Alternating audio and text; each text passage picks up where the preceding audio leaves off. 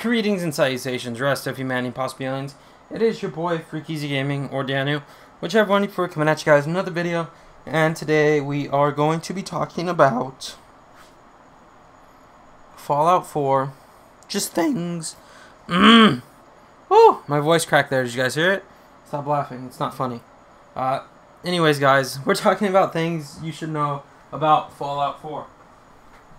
Now, a couple of things you should know. About Fallout 4. Basically, we're gonna start with, of course, the beginner basics, and then work our way into like the graphics and the gigabyte size and all that cool stuff later. But for right now, what we're gonna do is talk just about Fallout 4, its location, kind of. I'm not sure about the storyline yet, but what I know from it, I'll be talking about that. So let's get into it, guys. Guys, if you don't know basics, let's start with who created it. Bethesda Game Studios, their award-winning studio for creating not only the Elder Scrolls V Skyrim, but for Fallout 3 as well, and I believe a couple other games. They are now making the Fallout 4, which according to Todd Howard is their most ambitious game ever. Now, when Todd Howard says something, he usually sells it short. He said Skyrim was going to be a awesome game. Awesome couldn't even describe Skyrim. It was a fucking masterpiece, what it was. And if he says this is their most ambitious, this thing's gonna be freaking ridiculously beautiful and amazing and just incredible. And I can't wait till it comes out. Now, about the game, basically, I guess after like 200 years of cryogenic sleep, if you guys watched the first trailer, if not, you guys should definitely go watch it. Basically, I'm gonna sum it up for you, so spoiler alert for everyone. Basically, what happens is you have a family like in the very beginning, and then after you create your character, you guys walk around for a bit, and as soon as you create your character, sure shit enough, just like every other Fallout game, things go to crap. And things go to crap quick. The bombs start falling. You got to get to the vault. You got to get your family to the vault. So basically, you get the family to the vault, and after you get the family to the vault, not only do you the bomb goes off, you see it go off. Now, which is really crazy. But somehow you emerge the sole survivor of Vault 111. Now, I'm not sure if this is because people left, maybe went in, left before you got thing, but supposedly, from what I've heard, I think this was leaked information or something. Basically, you were in a cryogenic sleep or something like that. They put you in there to keep you alive, and supposedly everyone dies or everyone leaves or something like that. It's either one of those two, because I'm just making assumptions right there. I know you're in a cryogenic, some kind of sleep, because your guy's like 200 years old, basically later. You emerge as sole survivor.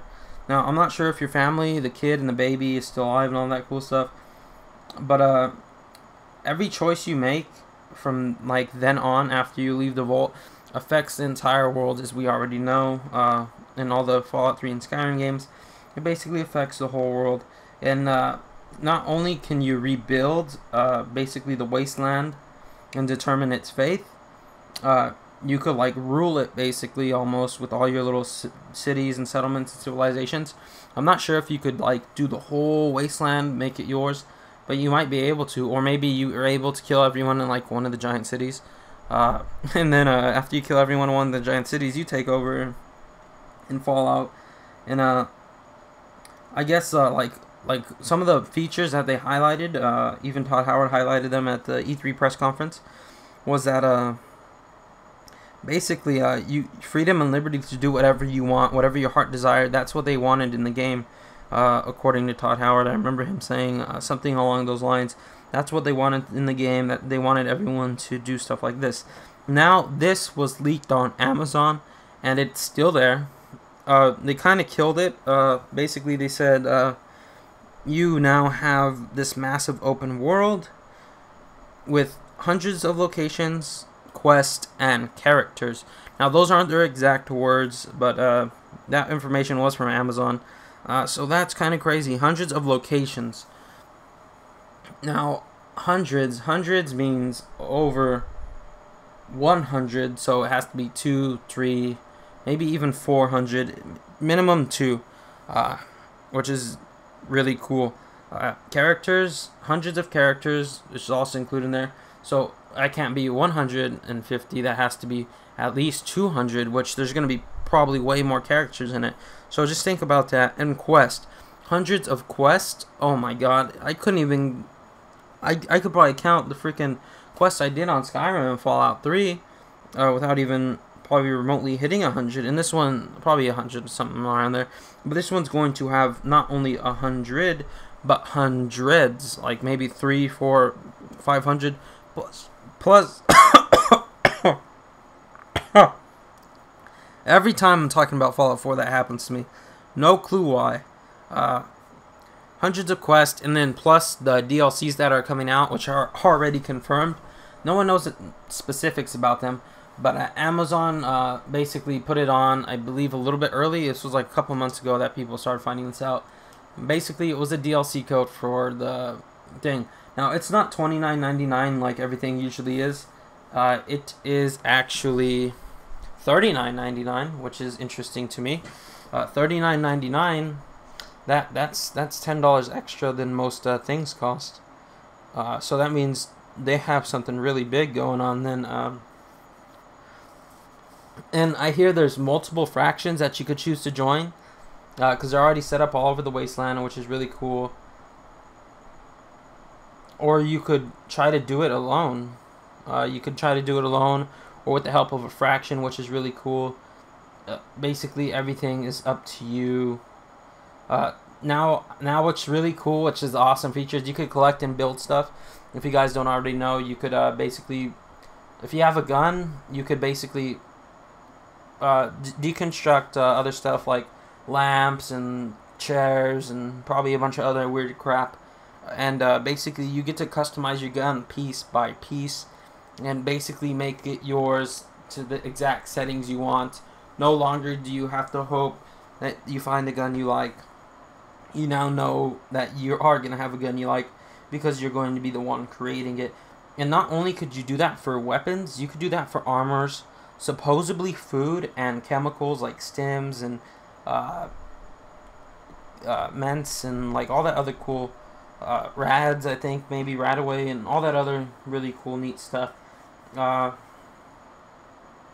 And this is like the most advanced crafting system supposedly so far, even better than Skyrim, which is going to be really sweet.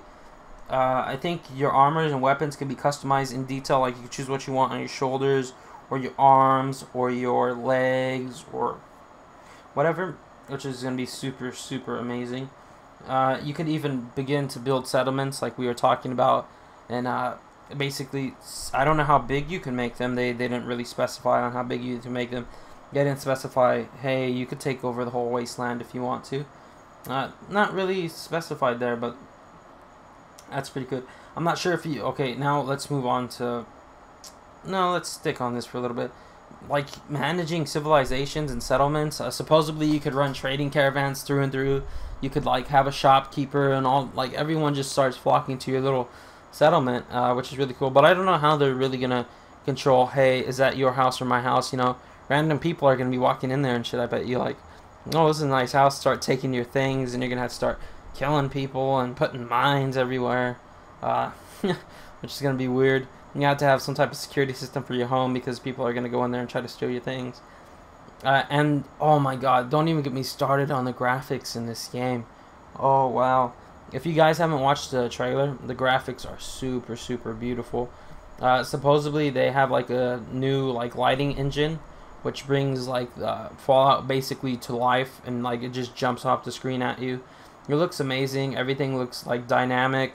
I guess they changed, like, things to make it look better. Like, instead of doing, like, drawing a line there, they drew a line here, and it just made it pop.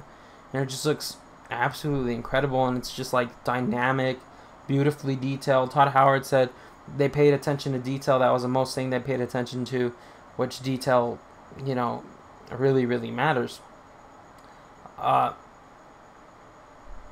And, like, it's supposedly a new engine, like I was saying, brings it to life. Graphics, the graphics are supposed to be super smooth and clean. And VATS, what I like about VATS now, if you haven't watched the trailer or you didn't notice, basically VATS, you know, like it no longer stops the enemy in his track. You know how in VATS, when you stopped it, the enemy would just pause and stay there, and like you would be able to target. But if you was behind something like a pillar and stuff, you'd have to hit B or O and then go back out and use VATS again, which is kind of annoying. But now it moves slowly in 3D, so you could kind of place your shots where you want to, and that's pretty awesome. The first-person shooting and third-person shooting, I'm be playing in first-person most of the time. The first-person, wow, it looks incredible. Supposedly they took the people from the biggest companies like Activision, I guess, who were no longer with them or something like that. Basically, it took a lot of the big shooter companies, people from them, and they put them on this game, and they basically designed like a new shooting thing, which absolutely looks incredible. It looks fluid. It looks like, I'm not going to say it looks like Call of Duty because it doesn't, but almost like, not Destiny, but picture the shooting style of Call of Duty. That's it. In there, which is going to be pretty sweet. Now, what's crazy is, I'm not sure if you guys have heard this kind of stuff, but basically, supposedly, if you stand near radiation long enough or take up enough radiation, your dude will start turning into a ghoul. This was also leaked on Amazon, which is kind of really crazy. So you got to monitor your radiation levels at all time. And the DLC, like I said, $39.99. Now let's get into specs and details. Now, this game is going to be 29 gigabytes when it first comes out. I believe that was confirmed on IGN, which is pretty sweet. And when IGN confirms something, they make sure to basically confirm it. And it's going to be 29 gigabytes. Now, I'm not sure how many Skyrim is, with all the DLCs and all that weird stuff like that, because I'm they had that one freaking DLC, which was absolutely, what do you call it? Ridiculous. I believe Skyrim supposedly says, I'm looking at it right now, 7 gigabytes. That's it. Wow. That's not much at all. Yeah, it says right here, Skyrim is just 6 gigabytes. Okay, so let's go with 6 gigabytes. This game is not only 6 gigabytes, it's 28 gigabytes. So that's freaking, supposedly half that is dialogue and, you know, stuff like that. So let's say half that's dialogue, so half of 28 is 14. 14 goes to dialogue, we take that out the picture. So 6 gigabytes for Skyrim, 6, 12, plus another 2. So that's like 2 Skyrim games, probably with all DLCs, with the extra 2 gigabytes, all mashed together into one. Now, I'm still playing Skyrim. I haven't discovered everything. I haven't found everything, and it's still ridiculous. I'm finding stuff every time I play it, which is really cool. Think about it. Wow, that's awesome. It's just going to be ridiculous. So I'm not only going to be playing it for 4 years, like I did Skyrim. I'm going to be playing it till basically next gen comes out, probably, which is going to be ridiculous because that's just such a massive, ridiculous, freaking open world to explore.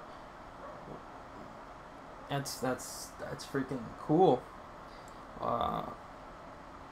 And I'm not sure if I told you guys, but like some other stuff I would like to see in there. Oh wait, I already have a video on that. Some other stuff I would like to see in there. One of the main things, I'm just gonna spit this out, is basically being able to get married would be really cool to do that. I'm not sure if they are gonna include that, but that'd be really awesome to have kids get married and cool stuff like that. Just small stuff that makes the game really fun. And Todd Howard said they paid attention to detail. So if they did, they probably realized that a bunch of positive feedback on getting married in Skyrim, and then they did that in the Elder Scrolls. and most likely, hopefully, they did it in the Elder Scrolls Online, my bad, and then hopefully they're gonna do it in Skyrim. I mean Fallout 4, they did it in Skyrim. Now,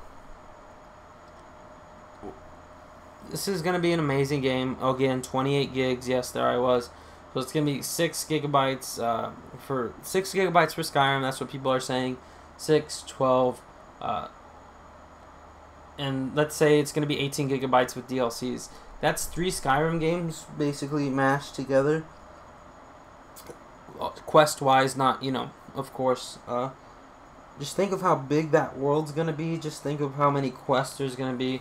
Think of how many characters you're going to be able to interact with. Think of all that cool stuff you're going to be able to do.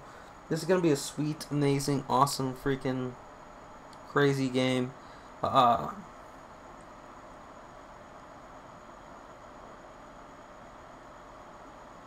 This is absolutely incredible. I think I've taken up enough of your time. I've taken about 16 minutes. I wanted to say a little more, but 16 minutes, kind of a little too much. I hope you guys did enjoy the video. If you guys did, please leave me that like, comment, and subscribe. If you guys want a chance to win a Pip-Boy edition, yes, a Pip-Boy edition, Fallout 4, comment down below. Now, I don't know what system I'm getting it for yet, but I'm pretty sure somebody will be happy with either way as long as they get that Pip-Boy Fallout 4 edition. It's been FreakEasy Gaming, guys. Guys, comment down below if you want to win that. Subscribe. You have to be a subscriber. Yes. Comment down below if you guys want to win that. Now, I love each and every single one of you guys. I'll see you guys right back here tomorrow. Guys, please help me achieve my goal, my dream, becoming one of the biggest YouTubers on YouTube. I'm currently at 270 subscribers, which is freaking amazing. But let's see if we could get me up to 300. And I'll be freaking the most happiest camper in the universe. Alright guys, that's it for me. I hope you did enjoy the video. If you guys did, please leave me a like, comment, and subscribe again. It's been FreakEasy Gaming, guys. I love each and every single one of you, and I will see you guys right back here tomorrow. So remember, guys,